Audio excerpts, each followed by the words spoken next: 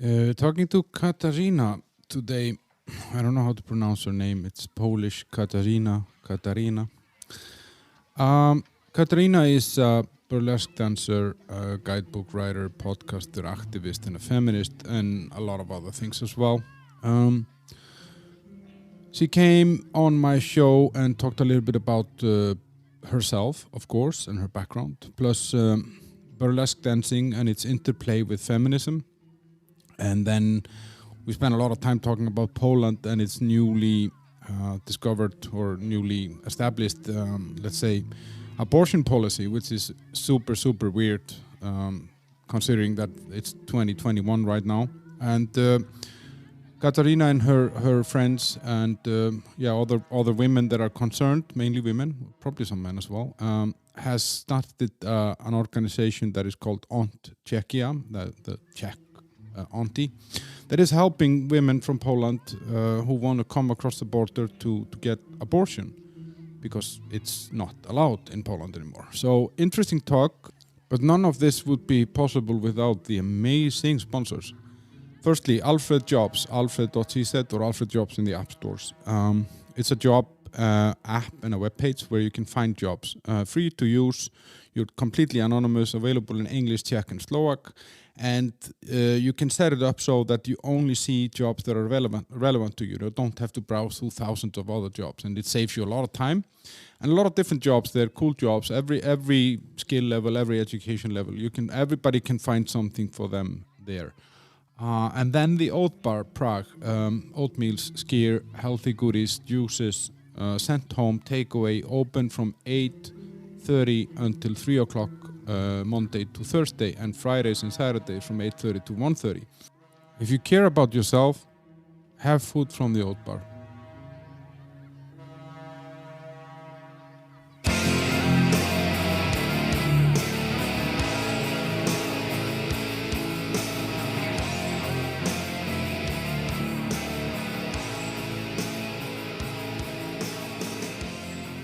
Hello, on the bunker today we have Katarzyna. How do I say that name? It was correct, you're a good student. Oh, great. Or you have another name, Zorya Blue. Zorya Blue. Yeah, maybe that's easier to remember. Yeah, but welcome to the bunker. Thank you for having me. Yeah, are you happy to be here? Very happy. Yeah. You had a trouble finding it though. You went into the next building and to the top floor there. And there was also like 3 other guys on the street engaged because you were shouting to me and I didn't hear it because of the headphones, because you know, music and podcasts and so on. But I mean, half of the people you see out there on the streets are one way or the other working for the bunker. That's just how it is. Not many people know. Wow. I'm impressed. Yeah. So we met in a bar. Yes. Which bar? Volkova. Not only. No, we met and we met continued to meet and then we continued to meet in other bars. Late open bars. Yeah. Oh my God. That was a bad hangover night. Indeed. But we had fun. Yeah, and you know, now we really appreciate it in the COVID times. Yeah. Yeah, you hold on to that memory of that horrible hangover, like you treasure it like a childhood memory. Yes. Anyway, so you are here. I'm going to call you Kate. Okay, let's do it. Yeah. You're here because you're a little bit of everything, but there are 2 specific things, though, that I want to kind of highlight. But you do burlesque, you write guidebooks, you're a podcaster, activist, feminist, and a teacher. And now when you came here, you told me that you're doing translations as well. Yeah, and I also kind of running some company for somebody. So yeah, so you do everything. Yeah, like actually I don't write guidebooks anymore, but I was doing this for many years. I stopped. But what are you? If somebody asked you, what are you, Kate? Women. Oh. Maybe. Nothing else? I don't know. I thought you expect one word answer or something like that. No. Should I say more? Yeah, we have a few more minutes. Okay. I'm actually freelancing and I like it because that gives me the freedom to mix the professions. So I really like teaching, I like translating, I like burlesque, and I like podcasting. But if I do just, for example, just teaching all the time, it would be too monotony for me. So I always liked to mix it so few months I do something more, then I do something more of something else, and so on. So this was really much working for me last years. Yeah, I think we know each other now for like 4 years or something like that, right? A lot, yeah. I think at least 4 years, maybe more even. I don't know. Yeah, and during that time, I got to know you a little bit better. I mean, it's not like we meet every day, but still, I somehow, and I've also kind of seen you from the distance, on social media and stuff like that. And it's. I thought you were stalking me. Well, I mean, yeah. No, but I think like in some way you're an idealist. That I really like that about you because we are very opposite in some way. I'm a super rational, non-dreamy, rooted to the ground Taurus, and you're more of a, you believe in the good. Yeah, unfortunately sometimes. Yeah. I'm kind of rational, I think, in like daily things. So in sense of if I have to do something, there is some project to do or something to prepare, I'm super realistic. I have really good planning skills and kind of thinking about some possible problems or crisis management and so on. So I'm kind of like really strongly both foot on the ground, but in some vision of the world, I think definitely I try to be, or I am, maybe you're right. Like deeply in my heart, I believe that most of the people are good and it will be better and better. Because like, on the other hand, I mean, it's just easier to live like that when you think it somehow. It's also like I have this ability and my friends are laughing at it. I also don't remember much stuff, like a lot of stuff from my life I don't remember and my friends do. And I have this tendency to some kind of suppress the bad stuff that happened to me. And sometimes I forgot, like I had really bad breakup and I totally forgot how the guy treated me. And my friends have to remind me because I totally like suppress it from my brain. So I think it's also connected with this, that I think I just want to have this positive vision of the world, positive vibes, and it's just easier to live like that, I think, even if sometimes it's not true. That's true. But you're from Poland. Yes. And how did that all start? Where are you from? Big family? Probably it started from the sex, somewhere around Christmas, because I was born in September. But don't know much more about this. So I was born, in Poland, actually in the like smaller city, 50,000, near the Czech border, actually. But it was the time there was no European Union in Poland and Czech Republic or Schengen or something, so it wasn't that easy to get to Czech Republic. Yeah, and I don't know, like I went to school. Yeah, you had a big family. You had siblings or? I have just one brother. He's older, 3 years old. And he lives now in UK. He's doing IT stuff, like really high stuff. I don't know exactly what. And your parents still live in Poland? Yes, they do. In the same city, actually, which is super lovely. Cieszyn, you have to go there. But you never, when we talk, you never mentioned your father to me. Not much. I'm not much in contact with him like, in general. Why is that? He has drinking problem for like 20 years and it was big struggle in my attitude to that. You always at the beginning you want to fight for it and talk and be angry and be good and all the things, and then at some point you got your mature view for it and you know that you cannot do much about it. So I kind of gave up, so I don't really. And they are divorced, I guess. You're not really. But they don't live together. Not really. No. They don't live together. They don't live together, but they're not divorced.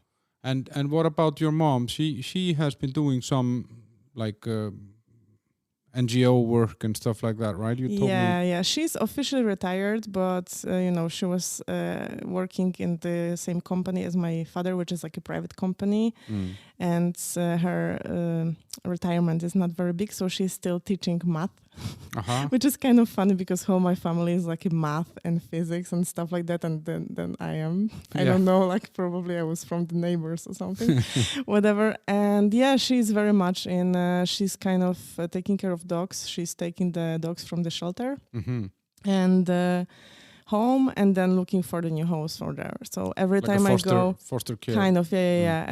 And she's super passionate about it. Like I think she did manage to find new homes for like, I don't know, over 100 dogs or something.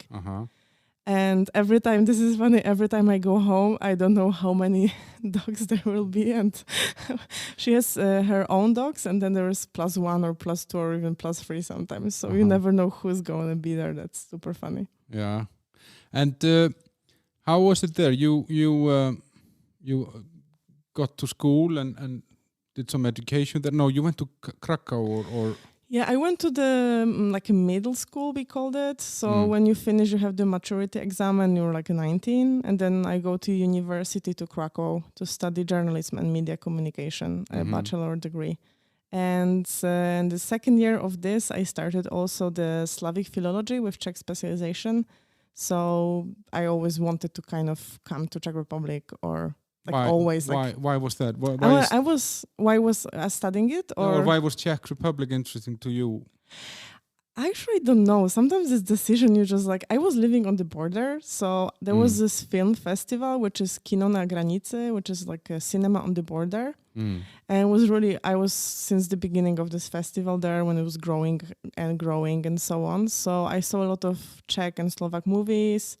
So probably this was kind of like. I don't know how I had this idea to remember. I was also trying to get to the film school, but not in the sense of directing, but like this, how do you call it? Like knowledge about the movies or something. Like a film critic or something. Yeah, something like that. Yeah, I got to the second like step, but at that time I knew about the philology and decided for that. And it was a good decision because all of my best friends are from there actually. So. From university? From the philology, yeah. And basically, so I was studying journalism and I was studying the language. So I always wanted to go for at least semester to Czech Republic, to Prague. And do we have a lot of time for the explanation for it? Yeah. All the time. No, actually, because this is very important, I think, in my attitude after to some life stuff. Because the thing was, I was trying to get to Erasmus. It was third year of my university of the journalism, and I wanted to go to the Erasmus. And I knew some language already. My motivation was I wanted to write bachelor about some topic connected to Czech Republic. It was on journalism, and I also have a good grades, and I didn't get in. And it was like in the May or something, and said, okay, there was somebody better. Like, okay, that's life. And month after, somebody told me that actually somebody get in, but the girl has worse grade than me. She doesn't speak Czech. She doesn't get this motivation to write bachelor about it. And I get really angry that this is so unfair. And I got really stubborn. I can be stubborn. I said, I will go there. And I was trying all the ways. I was contacting the foreign office in the university. The office of my institute, they all say, oh, you cannot because the Erasmus is the only way, blah, blah, blah. So then I said, okay, fuck it. And I wrote to the institute here, to Charles University, and they reply me instantly. And they say like, oh, this is the 4 possibilities, 1, 2, 3, 4, 2 didn't work, blah, blah. And I got in here. On your own? On my own. Without the Erasmus? Yeah, I didn't get any scholarship, but I mean, like, it's 5 months. You can survive on the rohlíky and butter or whatever. Fuck it. Can I swear? As much as you want. And but it was very important experience when you're like 21 or something, because life showed me that if you want, you have to just try. Different, like 5 people told me like, no, it's not possible. So I tried another way and I managed to do it. And I really like the institute here. It's really good. So I had this crazy idea that I would try to pass and get to the master studies here. And I got in. So I was studying here, and after actually there was no special reason to move back to Poland after 3 years. So yeah. But you struggled with the studies. You told me that once. You had some health issues during the studies. Yeah, actually, so I was studying 3 different schools, and I had just bachelor in the end because I didn't finish the Slavic philology. Because it was 5 years that time, and I had individual program, which means that I was doing the exams only and didn't have to be present in the there. school. Yeah. But after 3 semesters, they told me like, okay, or you come back or you have to quit because you cannot like have diploma master from the university when you're all the time in Prague. So I decided I quit. And I also didn't finish the media studies here, the master, because I got health problems and I was kind of out of life for a few months. And after I got better, I decided that I just don't want to like do it again, write it and do some exams again. I just wanted to move forward. And what was wrong with you? I had like depression. Actually, I had it when I was in high school for sure. But that time I didn't really ask anyone for help. Or I didn't know, maybe the situation at home was also kind of difficult. So basically, didn't happen. And the things come, if you don't deal with this, they come back always. So basically it came back. I think I was overworked and everything. And so... But how did you learn to just manage it then, or I mean, or how, you know, No. Like there was the point of it. I had like huge anxiety and everything, and I was always this kind of like strong women, and I manage by myself and I do it myself. I can know myself. So I was always like struggling maybe I go somewhere for help, and maybe it's stupid, maybe I shouldn't. But it reached to the point that there was no other way, and I was calling the crisis center actually in Prague. They get me because the psychiatrist I was calling somewhere else, they were all like, "Oh, we can take you in 2 weeks," and I'm like, I know I will not make it like 2 weeks. And why? Were you suicidal then, or? No, not. I just not suicidal, felt but like bad. I think the worst was the anxiety. Like I was really have problem to getting out of the room and everything. But you don't have any of this today. I mean, like you at least it's not very visible then. But most maybe it's never visible. It wasn't visible that time. Like the reaction of my brother, for example, was, "What? She had depression. She's such a happy and cheerful person." So you don't see it. But actually, the good part of it, and I totally like encourage everyone who even thinks that maybe they need the help to go, because when you get in the system, it's just everything gets easier. You got your psychiatrist. You can get psychotherapist or psychologist or something like that, and you kind of you already know that it's worth it, and you do it. So I'm also like, I'm still sometimes going, but I also did like 2 years of psychotherapy or more, and it's super helped me.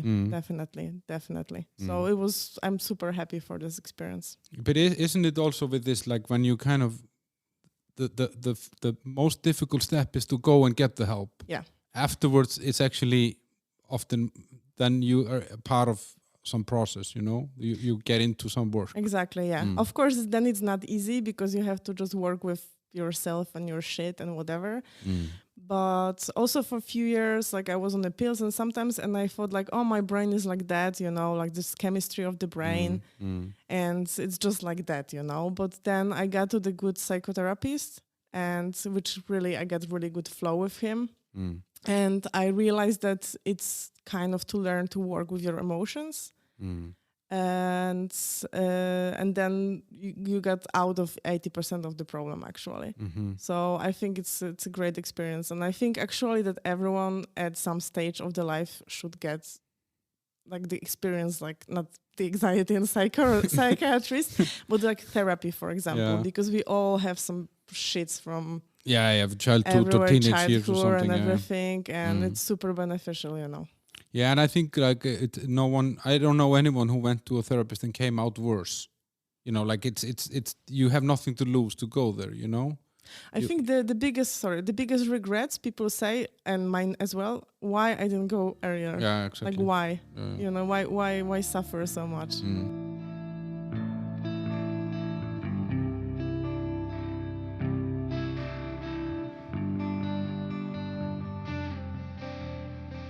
But you then went on and got a corporate job for a very short time, and I think you told me once over a vodka shot that you were never going to be a corporate girl. But how did that happen? What was the plan? Actually, it was like for the timeline, it was more or less the same time. So I was trying to finish the university, the third year, because I prolonged it a bit, and at the same time I started to work. So it was also the problems got bigger than before, and not possible to manage by myself Mm. because I was just overworked and over everything. Mm. And yeah, I got to the one of the biggest corporation. Mm. Sorry. Yeah. He told me Just move closer to the microphone. Then I'm he very told- happy. He told me basically not to touch this, and I did touch it. I'm sorry. So I have a do not touch sticker on it. I know. Anyway, so I got this corporate job, but it was in plan that I go there for like a year and a half. I save some money and then I do freelancing. And in the end, it was 1 year. Mm-hmm. And it wasn't for you. I mean, you wouldn't. I think it depends on the corporate, like the office. This was like a huge one, and you were just like one small part of some huge system, and also like doing some career and like going some up or like nicer, more interesting position wasn't really possible. Probably better money and everything, but like I didn't feel like I can. That grow wasn't the there. motivation for you. Wasn't the money necessarily? No, and it was just like I much prefer work when I can have some influence on what's happening actually, not just clicking something in the system. Yeah. And that's when you kind of go into when I met you, you were busy doing guidebooks, for example. I remember you went on a long trip to Thailand where you wrote or updated an earlier version of a guidebook. So you did this a lot, right? Yeah, so basically I left this office and I started to teach. I started to do translations, and also it was still during university. I got offered to write a guidebook in Prague because they found me somewhere and they knew I'm into tourism, and also I speak Czech and I live here. So it was perfect. So for me it was super exciting, to write your own book and everything. So I stopped. So I started to work with two biggest publisher houses in Poland. And also traveling a lot, because this was for many, many years like totally my biggest passion, totally, even besides writing guidebooks, just for me. But actually, tadam, I have to destroy everyone's dreams. That's a shitty paid job, because everyone thinks, wow, that's so amazing. Wow, they pay for your trip. You go for 1 month in Thailand and you get everything paid, and then you get paid for the job. Nope. Maybe in some other countries, I don't know, maybe Lonely Planet pays well, I don't know. But it's really like from the money you got, maybe you pay your trip and maybe something is left. So it's more like home-based stuff. But it's just an experience. Yeah, I totally don't regret it, but this is the reason I stopped doing this, because like in 10 years I was doing this, the money didn't get better. And even inflation. Yeah. But you so you kind of been doing a mixed bag of everything, teaching, translations, and this. And then one of the things that I wanted really to focus on with you today is burlesque. Yes. Because you got into that a few years ago, and I don't know so much about it. I've seen you and I've seen a few burlesque shows. There's kind of a burlesque scene here in Prague, and has been for at least almost 10 years. I think I saw my first show like 10 years ago. And funnily, when I saw you the first time, it was in the same place where I saw burlesque first time. So what is burlesque? Where does it come from? So, I started a few years ago, and now it's like the biggest passion. I think it's exchanged the traveling for at some point. Burlesque, so it's coming from America. It's actually one of not many art styles, let's say, which comes from America, besides like jazz, for example. And I got concentrated. What is it? Okay, it's actually I called it like a performance art. It's not really a dance. Some people say it's like burlesque dancer, and I would say burlesque performer. So you do some performance, which is about like 5 minutes, one act. And it can be totally different topics or different styles. You can do whatever you want. You can do classic burlesque, for example, which is like connected to the corset, to the feather fans, to the suspender. How is it in English? You know the thing. Yeah, that puts the pantyhose on. Yeah.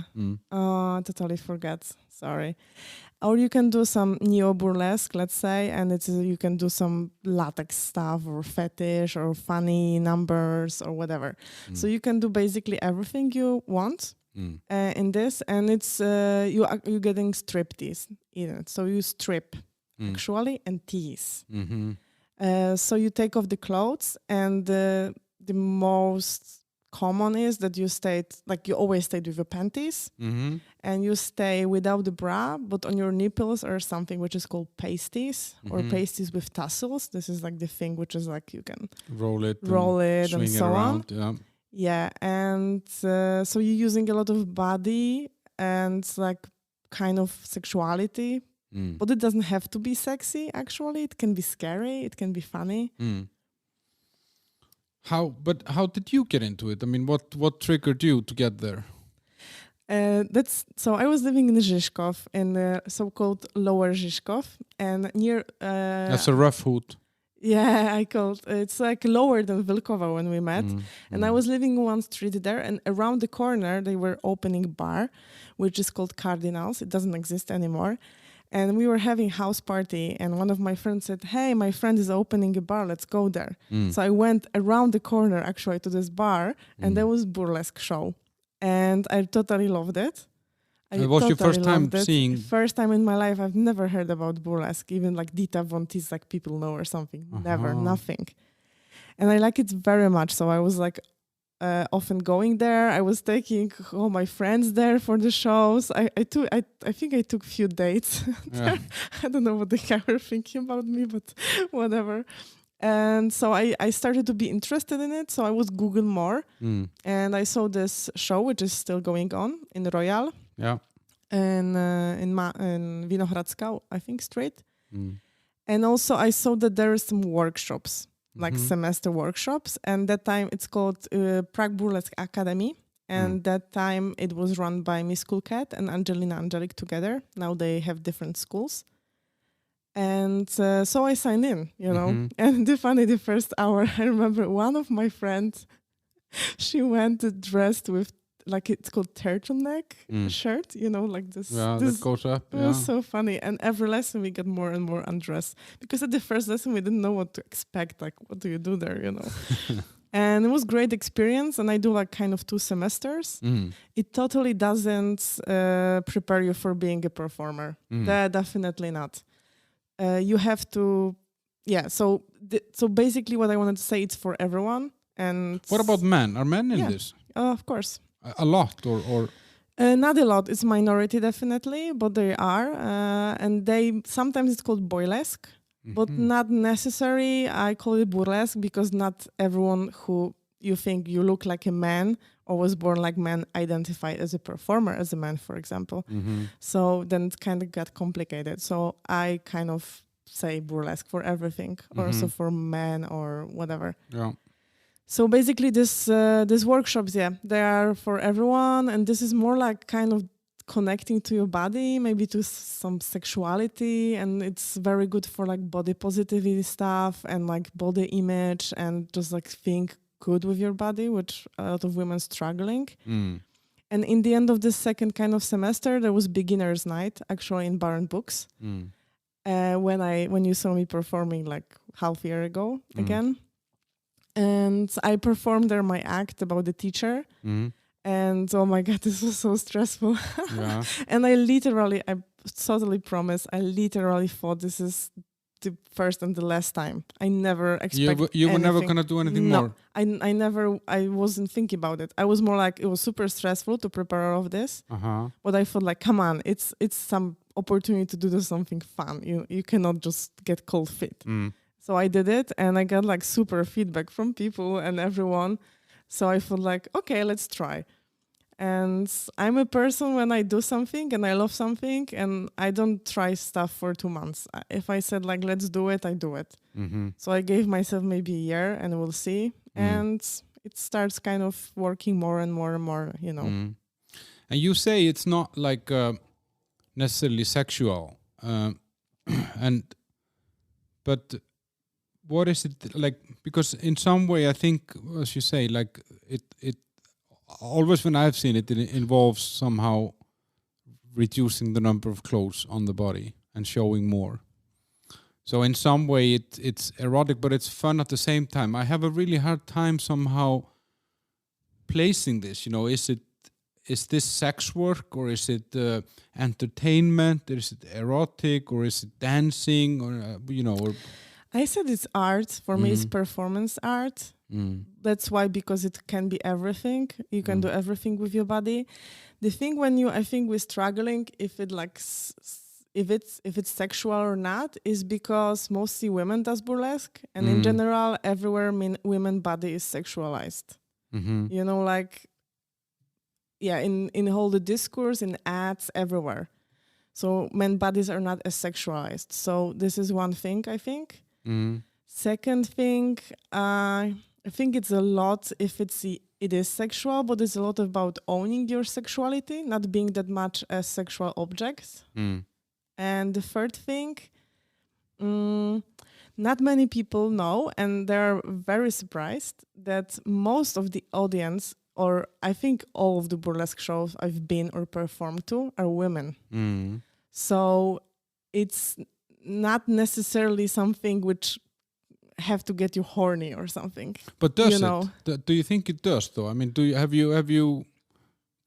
people get aroused? Sure, I guess. But also women, men are more shy to come after the show, I think. But often when I perform, I always go to the audience to get a drink, because you want to get feedback. And if you're in backstage, nobody will come to backstage and say I loved your performance or something. And I like this energy people give me. So I always go, and very often the group of girls coming, and they're like, oh my God, this was amazing, really. I'm totally hetero. This voice, Katarzyna, is, by the way, very good. Yeah. Somebody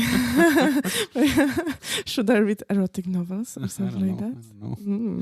But that they love the show. And what is important for me, and it's also the audience is majority women. It means this is important for women. This is not something you do to make horny men, which is nothing bad. Totally fine. Nothing against. But this is also something which is important for women who are not homosexual. And I think the thing is that they see some bodies which are often kind of not perfect, in the sense you don't have those stereotypes in it. You don't have this body image that, you have to be like this to be a burlesque, not like in ballet or whatever. Yeah, they see I have some fat belly, and maybe I have some cellulite or something, and my body is totally not cosmopolitan body. No. And they see a performer like that, which is amazing on the stage. It's star, I'm doing air quotes, but you mean the star of the moment. And they see, oh my God, this girl looks like me, the body is the same, and she's a great performer. Doesn't mean she will be a great performer, but it means my body can be also kind of appreciated, So you don't have it with a lot of dance performances where you have this kind of, how do you say, diversity in this that you don't necessarily see in other. Definitely. And I on that I wanted to. So if we take burlesque versus, for example, pole dancing or striptease in the sense of a strip club, I mean, it's a very different thing. It's a totally different, because the funny thing is that's a big discussion around it, also in burlesque scene, because it is different and it's the same. There was burlesque and striptease are sisters. It's maybe a bit different. In striptease, especially, I think I'm not super in the striptease scene here, and so I'm not totally sure. But the costumes are not that important, and the burlesque costumes are super important.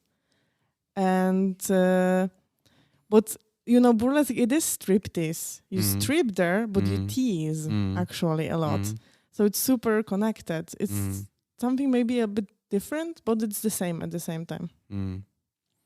Yeah, but the audience is different, I guess, because if you go into a strip club or pole dancing, it would be 90% men. Yeah, definitely. I was to some strip club here, and that time I didn't like it that much, because there was less the meaning which I see in burlesque often. Because for me, burlesque, it's often not about the body and the beauty and being beautiful lady on the stage. It's often about some strength, some message you're having. There is a lot of, not much in Czech Republic, but in Poland, for example, in the scene, there's quite a lot of like activists acts as well, for example.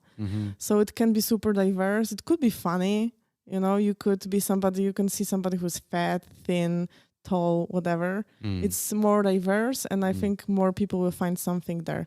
But it's also like some burlesque dancers, they say like, oh, striptease is totally different, and like kind of looking like down on striptease. And I'm totally against this attitude, because like this is just something a bit different, but you also work with your body kind of. But then, because in burlesque, I mean, there is a lot of music and kind of showmanship yeah. I mean, you could have someone swallowing fire or something. I mean, you have a lot of these kind of extras. So what's the difference between burlesque and cabaret? Is it the same thing, or but burlesque is just shorter, or you know, shorter shows, or? I think in cabaret, it's something else. Like in cabaret, you can have a burlesque act, from what I know, and also then could be some dance shows which are maybe a bit sexy, but you don't undress there. So I think that often people think about the movie Burlesque, and they think that's burlesque, but actually in movie Burlesque there is no burlesque. No, that's more there is cabaret dance. Yeah. This is like a bad. And cabaret is actually usually more people on the stage at once, and I think it's more like a shows, like can be bigger or smaller, but there is somebody singing. I think cabaret, it's not. It can be, I think, the kind of a dance, you know, like the dance of the chair, or like can be a bit like a sexy, but you're not undressing yourself. And I think a cabaret can be also like the whole show. Like we had in Brno when I performed, we had some big show about the history of cabaret. And there was like a dancers, there was like with feather fans, there was burlesque, there was acrobats, there was singers, and so on. So it's more like mixed, I would say. That's maybe closer to a circus in a way, or kind of maybe, yeah. A bigger performance. Or like variety show or something like that. And so the scene here in Prague has been growing. I mean, it's in multiple now, as you said. There are 2 burlesque schools already, or two different courses that you can take. Multiple places where you can perform. I know that you've been performing in Berlin, I think. You've been performing in Brno. I mean, Berlin is not in the Czech Republic, but, you know, like kind of the neighboring cities. Is it becoming a big thing here now? I think it's bigger and bigger, and it's the same in Poland. In Poland last year, there was 10 years of burlesque, and it started like something nobody really know what is it, and in Poland it was like the woman who started this, she was just looking on the YouTube movies or something like that, how to do it. So it's definitely growing. And I'm like in some kind of, I would say, midway. So I'm at the beginning, I never performed before on the stage. I'm not a dancer or something, like never, ever. So it was everything new for me. So at the beginning, I was traveling everywhere I could perform, and somebody wanted me to perform just for free. Yeah, sometimes I go to Vienna, perform there, took a night bus, and in the morning I went to work for free, of course, or paying for the bus or something, because I needed to know people, do networking, and the most important to gain experience and some skills. And now I'm like started already last year to perform more for money. And I get in Brno, there is this new amazing place, Cabaret de Pêche, which is super beautiful. And I think it's the most beautiful stage in whole Czech Republic. And they started to do a show, and there's like professional stage and backstage. And it's super beautiful. It's in a style like a Paris cabarets or something like that. So I perform there on regular basis now in 2 shows. And since you started in this, what's that, like 2 years ago? It was actually formally was 3 years ago, but if you like, there was pandemic, you know, like so minus that, I would say like actively 2 years. And during that time, you see a big difference. I mean, are there more and more performers or more and more shows? In 2 years, I don't think so. No? Like sometimes I still feel like a new one. Yeah.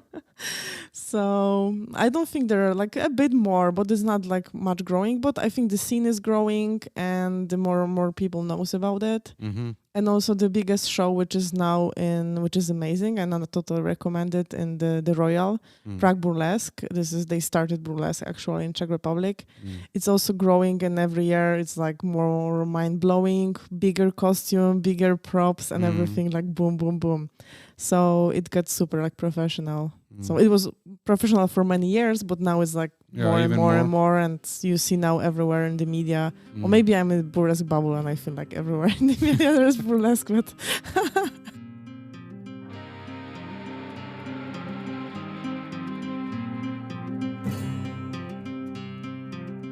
But talking about this, you say that the size of the show and the costumes and all the, let's say, the things around it and all the extras and the props.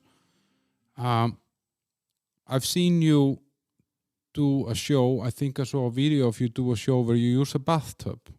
yes. So you own a bathtub. It's a real bathtub. Yes. It's this retro style bathtub. It's in Brno in the cabaret there. I miss it. And you put water in it? Yes. And when you and then you perform your act out of that bathtub. Partly yes and no, and then in. But just to give an idea about the work behind this, so you travel with your bathtub from Prague to Brno, which is it's like bathtub is actually in Brno, but right with now. other costumes you travel, and sometimes when I go to Warsaw to perform, oh my God, there is like you have like huge suitcase, huge bag, some backpack to it with all costumes, and my personal stuff, and maybe 10% of it. It's really a lot of stuff. Okay, so the bathtub is you keep that in one place. Yeah. Okay. Maybe I thought you were traveling around the country. No, maybe from some commercial show. If somebody like order it for commercial show, I would transport it and so on. But it's a new thing actually. I bought it in September and I performed twice before they closed. And you had it leaked, the bathtub, the first time, right? So that's actually good that you're asking. And really, I'm really appreciate this question about all the work behind it, because people, they see 5 minutes on the stage, you nice makeup. That's what I'm trying to bring out looking here. Beautiful and fabulous with this amazing costumes and everything.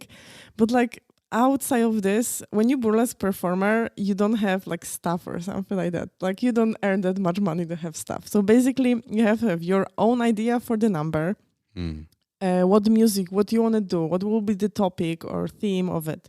Then you have to figure out your own costume. Mostly you're just buying parts, or maybe you can order with some designer, but you have to have the idea, so you have to check it. You do choreo. You do your own promotion or contacting some producers, some social media and everything. Then you travel somewhere to be 5 minutes on the stage, for 2 hours. Then 3 hours before or 2 hours before, you have to prepare yourself, the makeup and everything. It's really a lot of work. Yeah, for this 5 minutes. For a very little time, Yeah, and you have to do rehearsals for the choreo, then you change it. Always something doesn't work, like leaking bathtub, for example. Because I thought it's gonna work with the tape, and it didn't. So like last time I performed, there was like a curtain, and I was behind the curtain, and I was still holding the thingy in the bathtub. It's not leaking. So it wouldn't and leak. they was like, and we see Zorya Blue, and I just get like my hands like wet very fast, and I stand and like nothing happening, and then I perform, and it was leaking still, but survived the show. So a lot of like stupid thing you have to think about how to make it work. Yeah, and you're sewing your own costumes and everything, right? Me not. Unfortunately, I'm not manually, kind of. But people talented. are doing some people are some doing people that. do it, and because it's also very expensive, even if you don't order it, all the stuff or the rhinestones and everything. And and even if you don't do it by yourself, you have to figure out what you want, how you're gonna undress it in an interesting way. Then something doesn't work, then it doesn't look like you wanted, you have to change it. And I think maybe if you more experience, like I'm getting more and more now, so then you make less mistakes. I did some mistakes with costume. I have like one act I don't perform because I don't like it. But it's just part of the process, like. But you kind of have to be everything. You're the business manager, you're the marketing manager, you're the designer, the architect, everything. Yeah.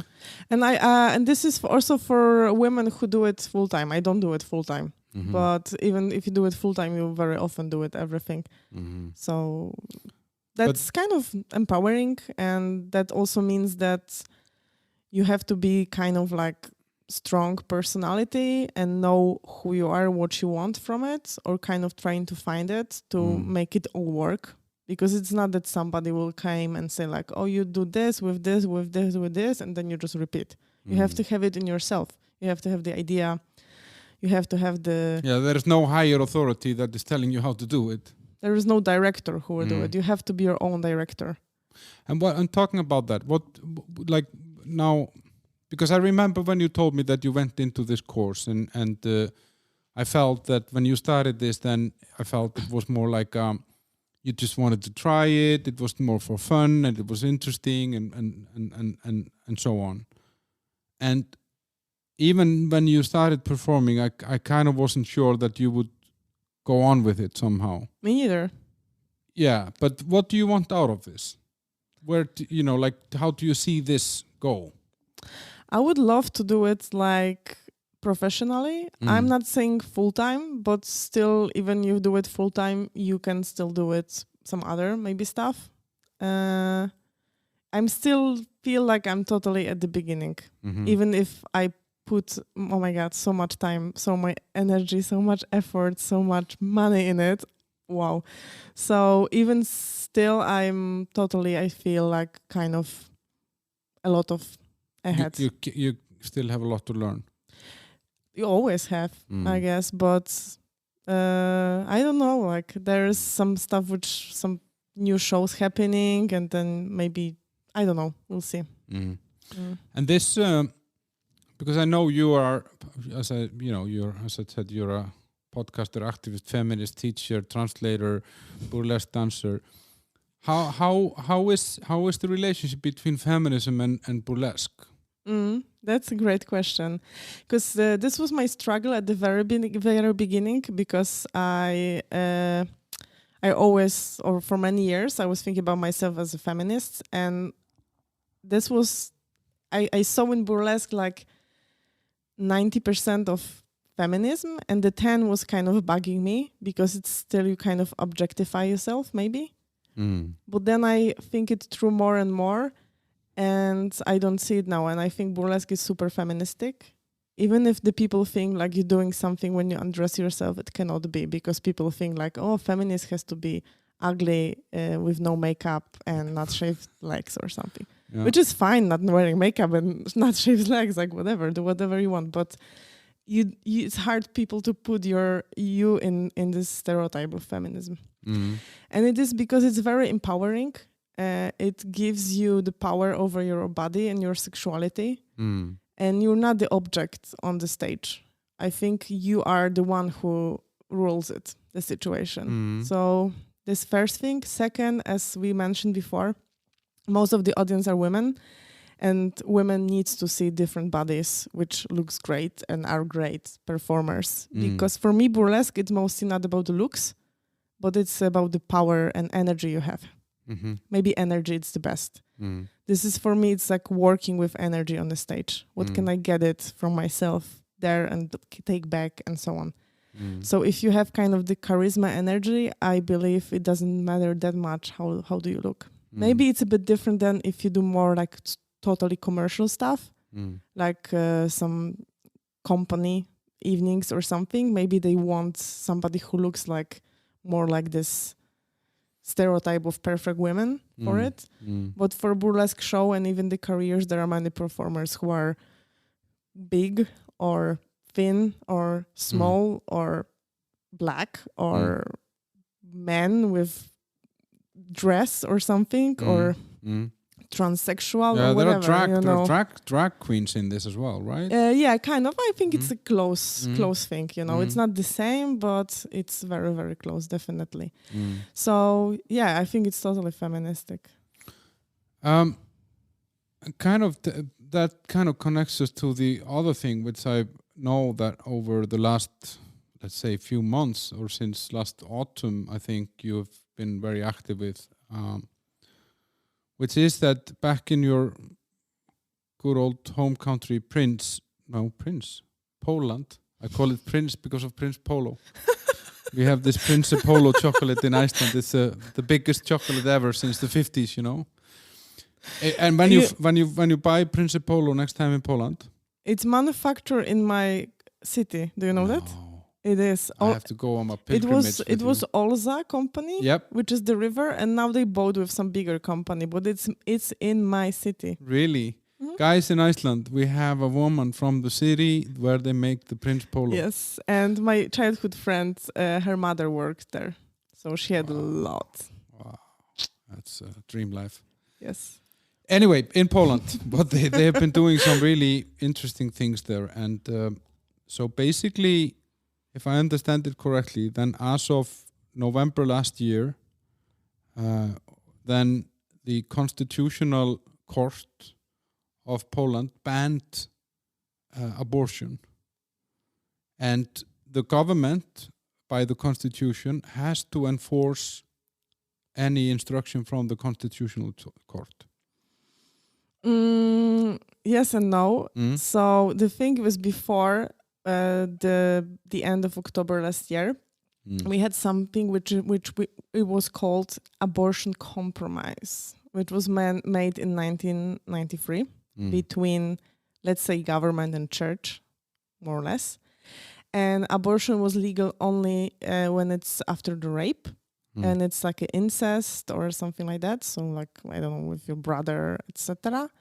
Then, if it's a big threat to the health of or life of the women, or if there is like a big problem with the baby or the embryo, it can be like some genetic stuff. I'm not sure if I have the English vocabulary. Yeah, for but it. basically, if the health of the fetus is there are the three reasons. And in the end of October, the Constitutional Court, which is not super legal actually, it shouldn't have right to have anything because of the political connections and so on. It said that in the last case, with the possible genetic problems, or for example, if the baby will die one day after it's born, and you know it already, abortion is illegal.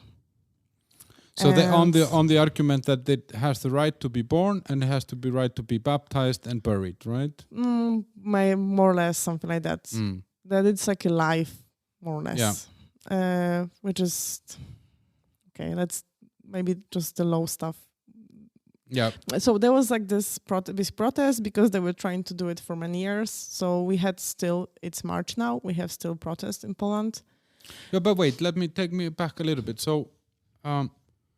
So until this happens, it was possible to have an abortion, and for almost any reason. I mean, it was these three reasons? No, just these three reasons. It was these three reasons. So what if you wanted to have an abortion because you just didn't want to have a kid? Your problem. What did you do then? What was the reality? Yeah, so first, that's good that you're mentioning first. Even in a situation that you could do it legally, in many, many cases, it was impossible. Because they're doing the problems there. The doctor will say you that she's her or his conscience doesn't allow it. So then you have to find another doctor, and the clock is ticking. And there is this big case of Alicja Tysiąc, who got almost blind because of that. And the doctor says she will get blind when she get another baby. They didn't allow it to do it. So she had to have the baby, and it was in European Union and whatever stuff. So even in this case, it was really hard. And the numbers, the legal abortions was 1,500 per year. That's a 38 million country. This is like not possible. It's not possible. Not mentioning other way that after the rape, there was a problem with the courts and so on. So even if you have this legal right to do it, it was very hard to do it. Yeah. So what about like illegal one? So of course there is this underground when they do illegal one, the doctors, and I heard the stories that somebody tells you in the hospital like, oh, I cannot do it, but this is my contact and do it after work. or you just go abroad to somewhere, to some other countries which allowed it, or you can order pills and do it by yourself, especially if it's under 12 weeks. And technically that part, even now they eliminated this possibility for if the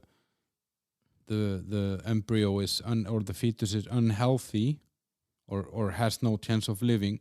They eliminated that, right? So they took out one out of those three options. And they think about taking the option about the rape as well. And because you always want more. Yeah. But what about contraception? Is that... in general, that's a big problem in Poland. Because when you, not anti-conception, but in general, because when you look at the behavior of government and church as well, so like sexual education, very bad at school. Sometimes they want, there are some initiative that maybe it will be illegal or something like that. So no good, long and well-run sexual education.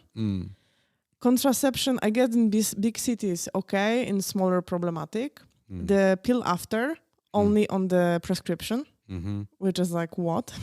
What? What doesn't make sense, you know? Now you have this e-prescription, so it's easier. You basically, if you want to have the afterwards pill, you need to have sex at the doctor's office. Yeah, exactly. Almost, to be able to make it in now time. It's easier because you can, there are websites when you do it on the online. So they send you the online. So it's easier. But still, like, what? Then you got pregnant. Oh, it's super important. You know, you have to keep it. You have to keep it. 9 months after it got born, and they don't care if your kid is like handicapped or something. They don't really care that much, you know. There's not much money for families, or then mostly women who take care of handicapped. So only these 9 months are interesting, you know. Yeah, everything else is fine. They're fine with the contraception. That's not a problem. Yeah.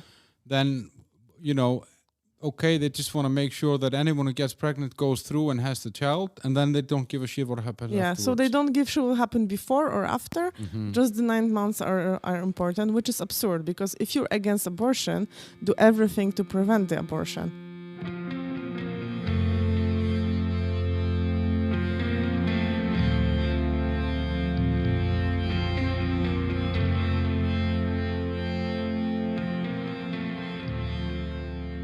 But how does this happen? I mean, now it's year 2021. We're talking about Poland, which is one of Europe's biggest countries with almost 40 million inhabitants. And how can we be... This kind of feels like we're going backwards. How can this happen? I don't know. Church? Yeah, but... No, first thing, which is important, and so after this we had the protests in Poland, whole November, whole December, still now, there was protest on Monday now, on International Women's Day, there is next protest next week, all the time we're protesting. And actually, 70 to 80% of Poland population is against the restrictions that made last year. This is very important. So it's not like all the Polish people are totally fucked up and we want women to get be born, to give birth. Give birth, yes. Thank you for English lesson. Give birth to like super sick children or something like that. So literally 70 or 80% are against the restrictions. But it's still happening because of the power. And I think the easiest interpretation of it is church supported the ruling party in Poland when there was the elections, very much supported, and very much supported also in the negative propaganda against other parties and other groups of citizens. And now I guess it's time to pay back. But so you say the church has a power, but in the end it's people that vote. Somebody voted this government. Who votes this government? Yeah, but it's not easy. It's not like you vote. People sometimes vote because they promise them some more money or something. For example, like they get. I think they also won the last election because they gave 500 zloty, which is like 3,000 crowns per kid. That's for the family. 110 euros. per month. Per month per kid, which is great. And I'm not sure how does it work even for everyone, even for rich people. I'm not sure, but like there is a lot of super poor people, and for them it's like, oh my god, it's amazing money, which is also problematic because then women are disappearing from the job market and so on. Well, that's maybe for a longer discussion. So they give this kind of like motivation to vote for them. So not always people think. Like sometimes it's hard to decide. And nowadays also this party, since few years, they totally control the television. So basically it's like propaganda in television. And I'm not saying it like, I guess in many countries, this kind of the public television and public media are somehow influenced by the politics. But in this case, it's propaganda. This is like you look on this print screens from this and if it wasn't real, it's super funny. What they're saying there, it's so absurd. It's like what? But why is the church so big in Poland? I mean, like, because like if you look here we are in a neighboring country, Czech Republic. No one gives a shit about the church. No one really believes in God as such. And it's very. I mean, the church. Why is that so strong in Poland? Like, I think the Czech Republic is a very specific country because if you look to all the other countries, the church is somehow important there, like Italy, Slovakia, Spain, Portugal. Maybe not but not connected, in this way. I think first thing, and for many people like church and faith, I think it's a part of some tradition. Like that you don't really think about it like I choose this faith because something. It's just like you do it. You just go to church every Sunday. If not, your neighbors look like you don't think it through, I think. Second, maybe in the communist time, church was kind of supporting opposition a bit. So maybe communists were too afraid to do something with church. And yeah, they just want the power, I think. Like, to be clear, because I sometimes in some other interviews about the activists are always like the church. I'm totally not against any faith or being a part of the church or something. I'm totally for it. I'm atheist, but I totally understand the need of it. But Catholic Church in Poland as an organization, I think it should be banned. Like so many, it's like a mafia. There are so many affairs, that so many cases when they cover up some pedophile within, and they just, instead of like sending them to jail or punished or kick out of the organization, they just cover it for many years and send them when they abuse other kids. So it was also a big topic last few years after a few movies. But someone is. Do you know someone who has a different opinion than you? I mean, do you? Is there someone like if you talk to your mom or if you would talk to your granny or something like that? Different opinion on what? On this, that just on thinks abortion, church? Yeah, the church and the abortion and what is happening with this, because it looks like the country is going a little bit backwards. It kind of looks like you almost have like some sort of a dictatorship or totalitarianship going on, and then you're saying propaganda in the media. It's like you're describing Hungary, but in Hungary I don't think the church is super involved. We're gonna be in Hungary in a few years if nothing changed. But who do you know that thinks this is fine? I don't know much people. I cannot think of anyone from my friends or family who voted this party. But I'm in this bubble, it's like you are in some social bubble with people who think like you, and like I wouldn't go on dates with somebody who said that patriarchy doesn't exist. I actually kind of had this conversation with some guy who was inviting me on a second date, and he was very persistent, and I said like, come on. And we have this conversation about it. So you don't like kind of spend your time with somebody who has totally different views than you on stuff. Because like, no. And here you are on my podcast. Are you're against abortion? And No. But I have different views than you on a lot of things. But I'm just willing to listen but to it's yours. not like it's not. Don't get me wrong. It's not about. My friends also have different views. We like discuss a lot, even about politics. But I mean, there is some basic stuff which you should kind of agree on. Yeah, but is that in the end? I mean, maybe that's not relevant necessarily to the topic, but actually, isn't that part of the problem that we are all of us in some sort of a bubble or a silo where we are only coming across opinions and ideas and ideologies that we agree with. We don't almost even touch the other ones. So I've often taken this sample because I'm from Iceland. It's a small country. We had three newspapers, So you kind of read all of them as a kid, and you had to read everything because there was nothing else to read. And so you saw the socialist side, you saw the Democrat kind of mid side, and then you saw the right side. So you kind of exposed to things from different sides, and that meant that you could at least respect them. It didn't necessarily mean that you would agree with it, and so I'm just curious because I know a lot of people from Poland, and I it's for me this is looking at this from the outside. This is very interesting to see that I feel that this country is going backwards. It's not pushing female liberty, feminism, women into business or anything like that. No, and the same is happening in Hungary. They have a monologue on the state TV about that the woman's role is in the home and blah blah blah, and only a woman with a vagina can call herself a woman. It's so against what is going on in the bigger Western world. And then when I ask my Polish friends, do you know anyone who voted this, who likes this, who supports this? No one knows anyone. Yeah, but there are also some in your social bubble. They're like middle class or I don't know, high class or something. There are people who travel. Yeah, but I mean, they must have you know? parents. They must have parents or grandparents or something. Like answering a bit your question about the social bubble, like there is one thing.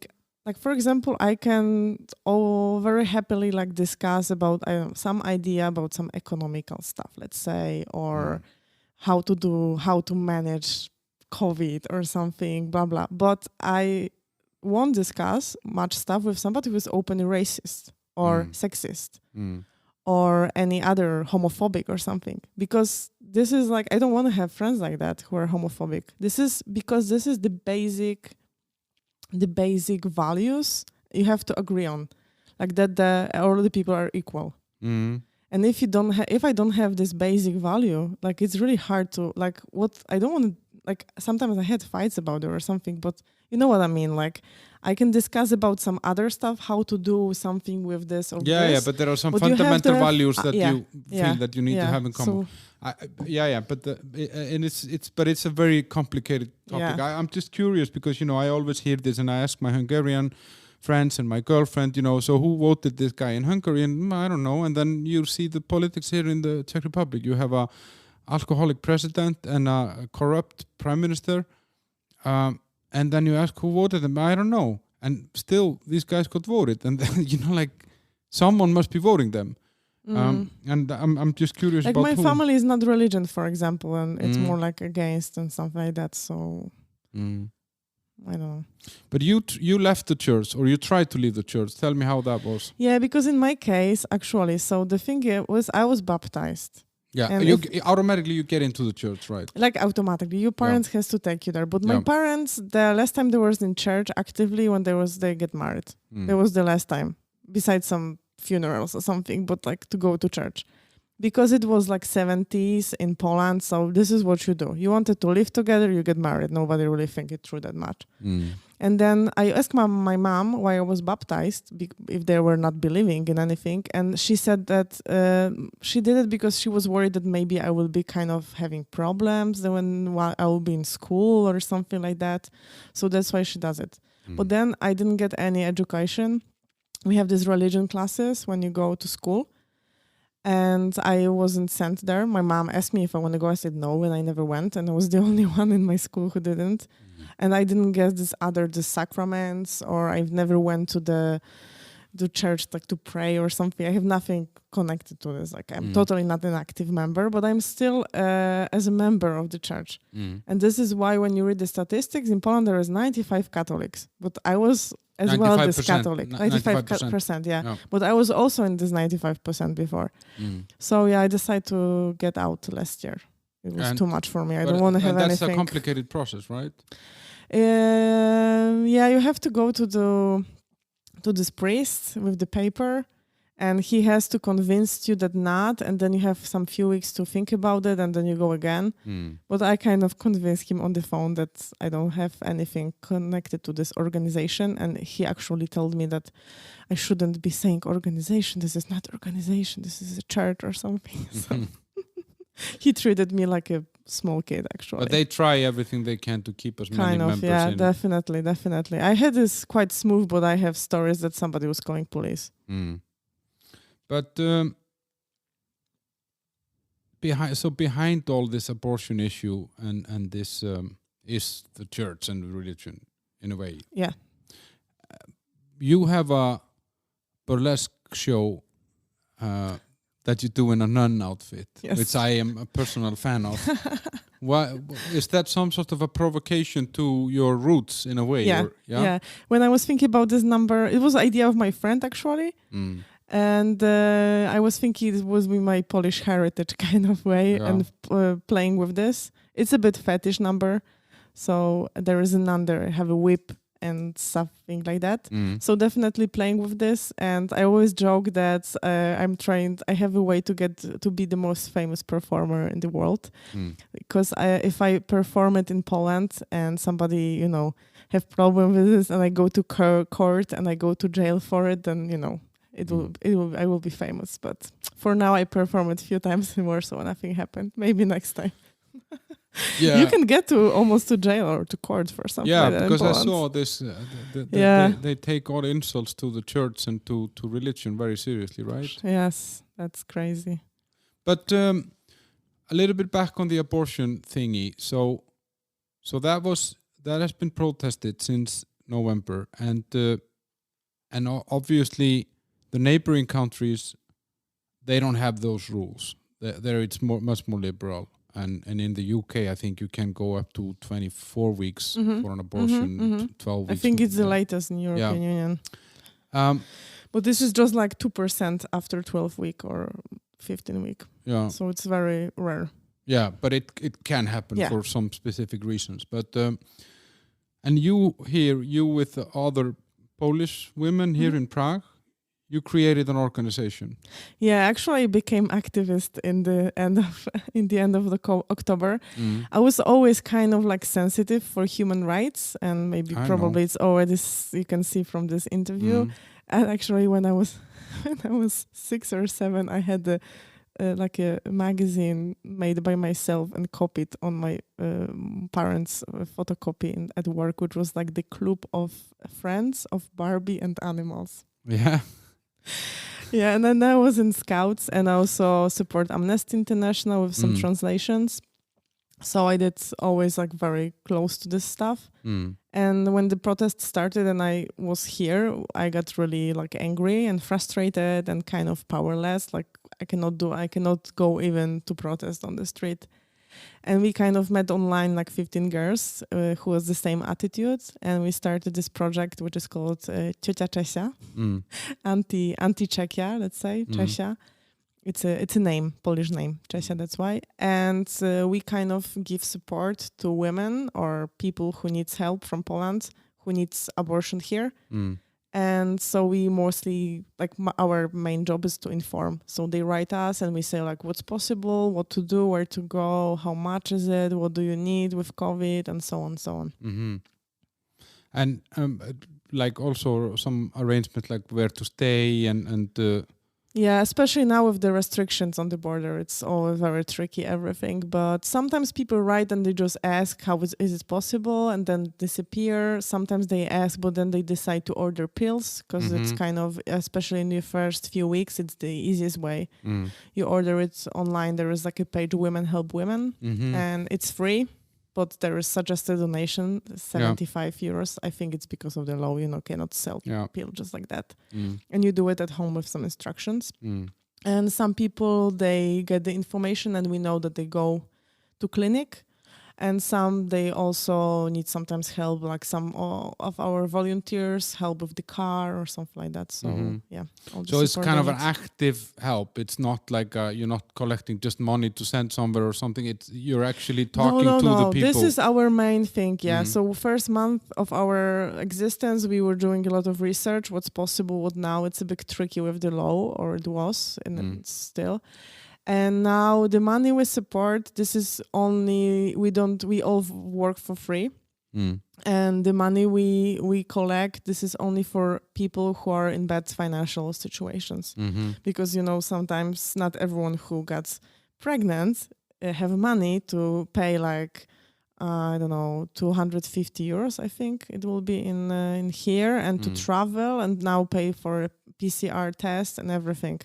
So we support them full amount or maybe part if they need, but it's minority. But I've read a few articles about this organization, and it's really like a grassroots in a way, and it's all Polish women that are involved. All Polish women. Actually, there is one Polish Czech from Ostrava, and actually it's collective, we called it, because we are not like officially anywhere like NGO or something. We don't want to do paperwork. We want to concentrate on the work.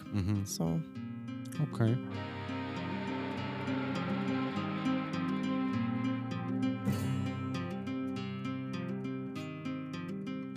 Are there other things that is there some other things that the government has been doing and the church together where you feel like, because it's really like it's taking the female rights and let's say feminism very much backwards, this whole thing, and I guess it's degrading the woman's right to choose what is right for her body and what's right for her life. And are there other examples of this which you see then in Poland now politically or culturally that are kind of, let's say, pushing women aside or pushing them down?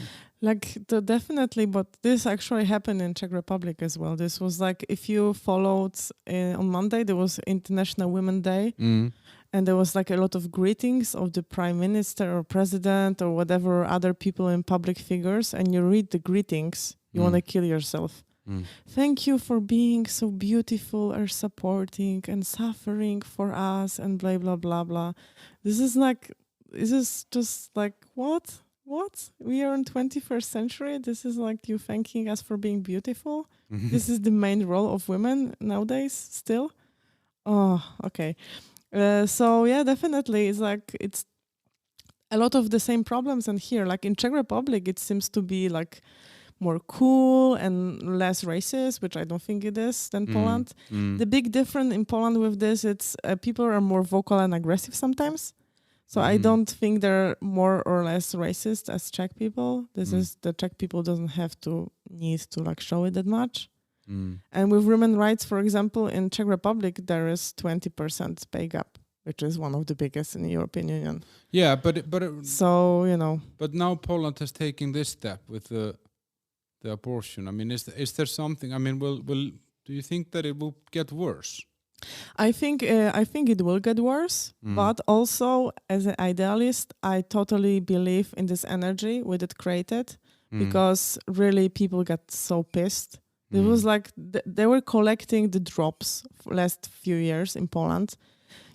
Another drop. What is it? Another. And I think this was the last drop, and people get on the streets. We have the biggest protest in decades in Poland. In last year, like really the biggest one. So I think people are over it. They are so pissed. And I don't think it will happen this year, but it will have influence. This is like, I don't know, with communists, like when the solidarity started, it took them like 10 or 20 years to do something. So it might take some years, but it will work, I'm sure. But it's just interesting that like Poland is one of the fastest growing economies. It's We was the only country when there was a crisis in 2008, was it? Yeah, you were doing great. The only country in the European Union who was on the plus, actually. Yeah, I remember. That's when I started going to Poland for business, and things were just booming, and you know the people that I know from Poland, both that I've met here and in Iceland and in Denmark, it's always been, you know, people that want something, they're hardworking and so on. And I just never thought I would see this, that somehow the church and the government would be in bed together. But when is the election there? We had election last year. Hey, that's crazy. Mm. So you gotta wait 4 more years to punish them. Yeah, with the president election, because the big problem is always that the president is from the same party as the ruling party, and it was super close. It was so close that the other guy won. Oh my God. So you're stuck with this 4 more years at least. Yeah. It's 5 years term in Poland or four in the 4 years. parliament. Okay. And in the meantime, what do you think will happen? I mean, you will continue your Czech auntie. There will be a big business in underground abortions in Poland that will be harmful for women. Probably they will sell more contraceptions there than before. I don't know about that. I think it's like contraception. I don't think this will be the effect of it. Like if you take it, you take it. You know, sometimes you take contraception and you still got pregnant because something doesn't work. You know, I think it's, I don't know. We're gonna fight till we smash the patriarchy. Big old patriarchy. And but what does the EU say about this? I'm not sure how is it like that. I think that they're trying to put some pressure on it, but to be honest, I don't want to say something which is not right. So I don't know. But I have a feeling with that. I have a feeling that the EU needs those countries so bad because the UK left that they will let them get away with anything. But I think the people who rule in Poland now, they will be happy. You know, they wanna. There are some more and more voices to get out. Yeah.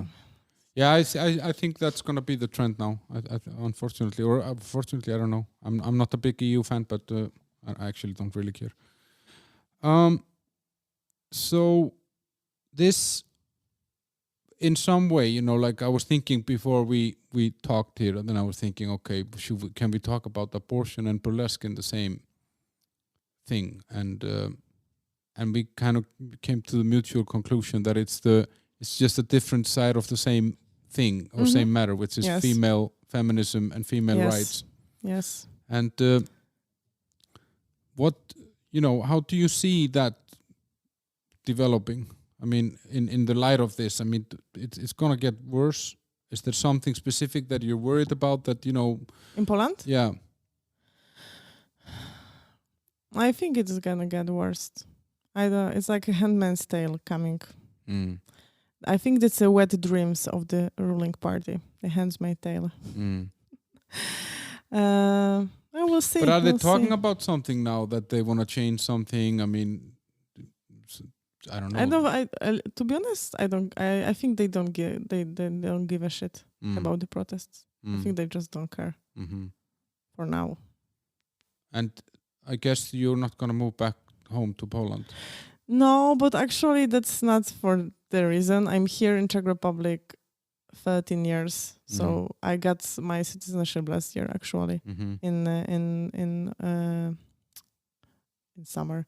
So basically it's not like coming back. This is I built my life here. This is my home. So like coming back to home, it's coming back to Prague. So it's nothing like against Poland. Poland is a great country. Maybe it doesn't sound like that here, but it's a super nice country with great people, great art, amazing beautiful tourists. Cities, yeah. Super seaside. Oh my God, it looks like Dominican Republic, really, the seaside there. So, but you know, after 13 years, like what would be the reason to go to Poland? Because I was born there? Like what? I know. Yeah, I don't know. Maybe Prince Polo also. I will bring you some from Cieszyn next time. Anyway, so I think we're good. Can I say something more? Because that's a kind of the thing. We use a lot of word feminism here, and I know that people don't really understand it as I do. And for me, in feminism is equality of the sexes. And it doesn't mean that women are better than men or something like that, or we hate men or something like that. It's only about equality. And also as a man, you can be a feminist. So yeah, but it's interesting. Basically, that's important to say, because sometimes people think that feminism means you hate men. No, but this it's a very interesting thing that you say this, because I had previously had Sylvie Lauter here, which you know, yes, the journalist. I know. She did interview with me. Yeah, she's a journalist, and she's kind of like almost the face of feminism in a way, Yes. at least in the media here. And then I had the girls from Future Females, which is like an organization that is helping entrepreneurs and helping women starting businesses and so on. And it's really, really interesting that all of you, and not just all of you, but everyone that I speak to here about feminism, every female that I speak to about feminism here starts by telling me, I'm not one of those who hates men or things. Why is that the impression here? You misinterpreted myself. I didn't say I'm not one of those. I said this is the definition of feminism, and this is not saying like making some distinguish between me and somebody who's worse or something. It's I talk to people, men and women, about feminism, and they don't know. They think or that feminism means that you are better, the women are better than women, or hate them. Yeah, but which is not true. Why is that the media? Or the other thing about feminism is that you want to be the same. And then you have to, they say you, but men are different. Yeah, we are different. But the same, equal doesn't mean the same. That's totally different thing. Yeah, it's different things. So it's not, I don't know feminists who think that we are better than men. I don't know them. Call me if you do. No, but Sylvie people reacted like that. People react like that when you talk about it. But Sylvie told me that she has this journalist database where she can search like phrases. And she searched the phrase, I'm not a feminist, but... And she gave like 10,000 results or something from blog articles, news articles. After but the truth starts. Yeah, but why does feminism have such a bad reputation? I don't know. Because I know. Because of patriarchy. Because this is of course, because I also grew up in this, and I also have to sometimes, think through my thoughts and my actions, that I was also trained to behave like that or react like that or something, because we all grew up in this. Me too. So, of course, that the system which dominates here and benefits from this, it wants to keep itself. And feminists, it's a threat for it. Yeah. Instead of discussing it's that. better to do the bad reputation of feminism and saying the feminists, they don't shave, they're ugly, and they hate men, and they didn't have enough sex. Now that's also I have enough sex. Yeah, but you can also turn it around that, and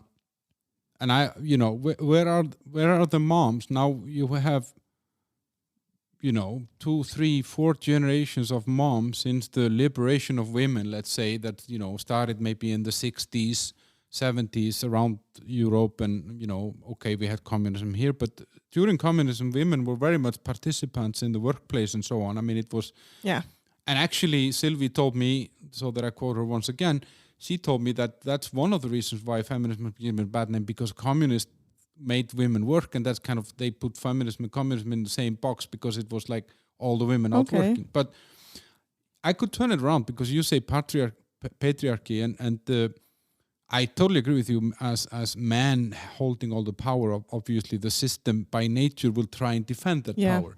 But there are also, over in this part of the world, more than half of the population are women. More than half, because most of the men died in the Second World War. So we still have a deficit where we have more women than men in most of those countries. All these women are raising all their bloody kids in the patriarchy, but then you're removing the responsibility also from women by blaming it. I'm totally not saying that. I never said that that men are responsible for patriarchy. They benefit from it, so it's easier. But also the women are also grow up in patriarchy. They sometimes they don't see the other options, or maybe the option is easier for somebody, or maybe they don't know much. or enough. So that's why it's important to talk about it. And I had situation when I open it now, I'm not saying on the street like I'm feminist, but I sometimes talk about stuff and I discuss. And I said, and I had few people who come back to me after some months or something, and they said like I started to think about it and blah blah. And I have one friend who became actually open feminist because of talking with me on some topics. She started to think about some topics, analyze it, and so on. So she's younger, 10 years, so maybe also there. For me, I mean, for me, feminism is just. So I'm not against men. I'm against patriarchy, I know, which is also fed bar. It's called, I think, internalized patriarchy when women also supports it. So yeah, that's the important to say. Also, most of my friends, male friends, the closest one, or all of them, they are feminists and they actually call themselves feminist. Yeah, I think it's a very stigmatized word. I don't think. I mean, for me, that's why you have to say it aloud to removing the stigma, to saying like you don't have to be shy. You don't have to say I'm not feminist because you benefit from your really brave grandmothers and grandmothers. Like the word suffragist was also super nasty and bad, and at that times, like being suffragist was like what fooey. But there were women who didn't care, and that's why I can vote. That's why I can have education, that I have a right to my own money. So at least by kind of appreciating that what you have now, don't put down other women who wants more. No, I agree. And I agree with you, equal and same is not the same thing. Anyway, Kate, what are you working on now? You have... You have the Czech auntie. I guess that's taking a lot of time, the abortion. Yeah, it's like a volunteer work, but actually now because of the pandemic, I have a bit more free time to work on it. So I do my normal job. Obviously, Burlesque, it's stopped totally now. And when it's going to be open, I'm going to go back to performing. So you could come and see me in Prague or in Brno. And the bathtub. I'm also in the bathtub. I'm also thinking about maybe doing some courses of burlesque in English actually, because there are quite a lot of in Czech, but for English community something. And yeah, that's more. And also I have the podcast as well. We started more or less the same time. It's about sexuality, intimacy, and body. So this is giving me a lot of fun. That's great. I like you told me a little bit about it the other day. So each episode has a theme. Yes. Unfortunately, guys, apart from you 10 million Polish listeners from the church, it's Amen. it's in Polish. Yeah, it is in Polish, yeah. But every episode has a theme, like masturbation or anal sex or different themes. It's super open, totally open. And I think the big value of it is my guests are talking in the first person. So this is not like I don't invite sexologists who will tell about bisexual people. They're saying their own story. Yeah, tomorrow I have I have a recording with somebody who is bisexual.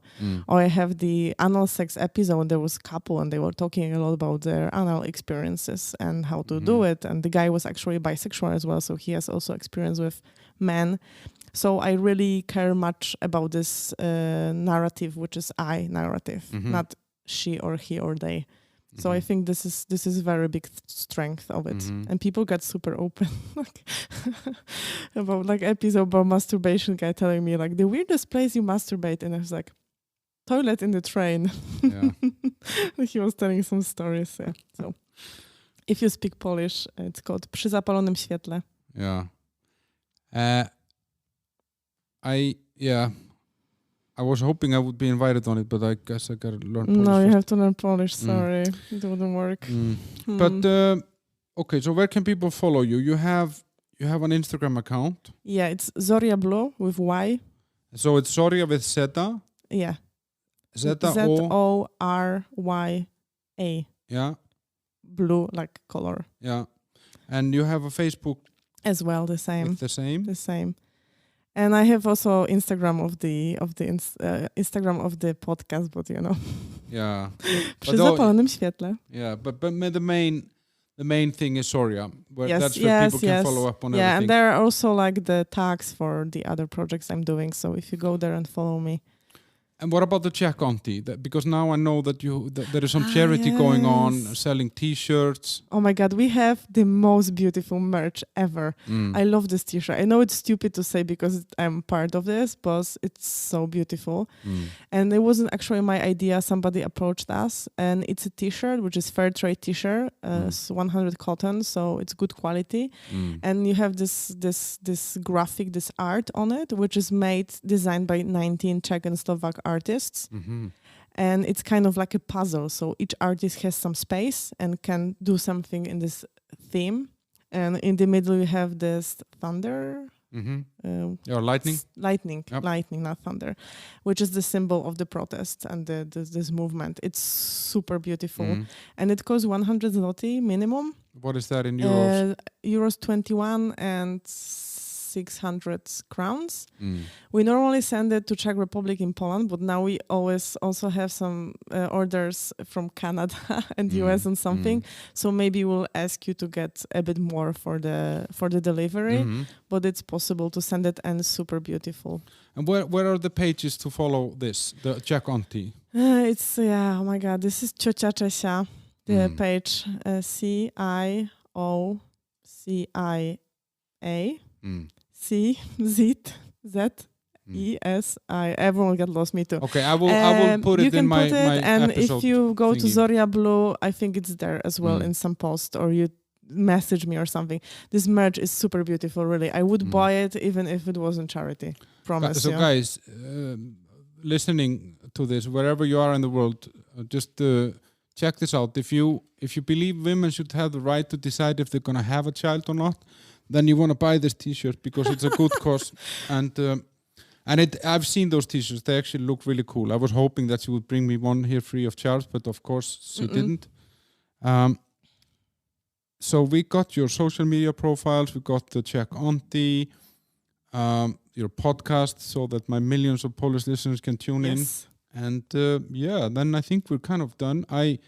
Guys, follow the show on Facebook. The Bunker, How the Hell Did We End Up Here? Follow me on Spotify, Apple, Google, and all the other services that it's on. Thanks to the sponsors, the Old Bar in Prague and Alfred.cz. And my Instagram is Midlife Crisis Warrior. My Twitter is Midlife Crisis Warrior. And then the Bunker Prague, I think, is the Instagram page of the show. Kate, it's been a pleasure having you here. Thank you so much. When we drank the first drinks together a few years ago, I never expected that I would be sitting and interviewing you. Here. Thanks so much. It was super intense, but super exciting. Actually. Thank you, guys. Bye-bye.